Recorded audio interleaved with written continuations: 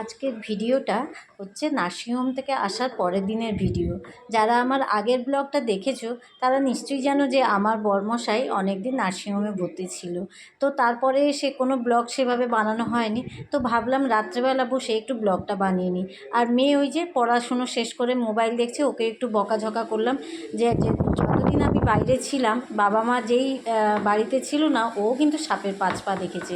দিদা দাদু, বাড়ির দাদু সকলেকে ও নাজেহাল করে ছেড়ে দিয়েছে। একদম না খাওয়া দাওয়া করেছে, না পড়তে বসেছে, মানে একেবারে তাদেরকে না মানে তাদের কাছে একদম তাদেরকে নাজেহাল করে ও ছেড়ে দিয়েছে। তো যাই হোক, দেখেছো তো বন্ধুরা, নার্সিংহোম থেকে আসার দিনটা শুধু মনে হয় আমি একটু বিছানায় শুয়ে রাখতে পেরেছিলাম। তারপর যেইকে সেই কাজে, এত কাজ পাগল মানুষ দেখুন ঠিক কাজ নিয়ে বসে গেছে। কিন্তু আমার কিন্তু সেই 3 রাত্রি জাগার যে অলসতাটা এখনও কিন্তু আমি কাটিয়ে উঠতে পারিনি। আমার ঘরদোরের অবস্থা দেখেছো? চারিদিকে এলোমেলো করে বালিশ ছড়ানো রয়েছে, ঘর একেবারে নোংরা। আর এই যে ব্লগটা বানাচ্ছি এটা কিন্তু অনেক রাত্রের ব্লগ। হঠাৎ মনে হলো না একটু ব্লগ বানিয়ে রাখি, সারাদিন যেহেতু সময় পাইনি। আর সবথেকে বড় কথা, যেহেতু রুগী মানুষ রয়েছে বাড়িতে, তার একটু যত্ন আত্তি করতে তো হবেই। তো সেই জন্য আর ব্লগ বানানোর মতো মানসিকতাও ছিল না। আর এখন সবচেয়ে বড় আমি যেটা বিপদে পড়েছি, যেটা বড় সমস্যা, সেটা হচ্ছে ওকে আমি কী খেতে দেবো।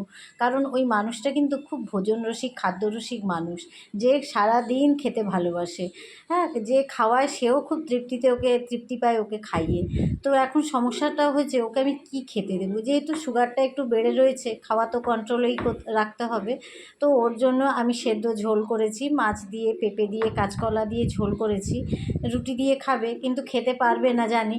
আর সবথেকে বড় এবার কথা হচ্ছে যে আমি কি খাবো, কারণ দুবেলা এরকম সেদ্ধ ঝোল তো খেতে আমারও ভালো লাগছে না, আর অথচ ওর সামনে বসে খাওয়াও যায় না।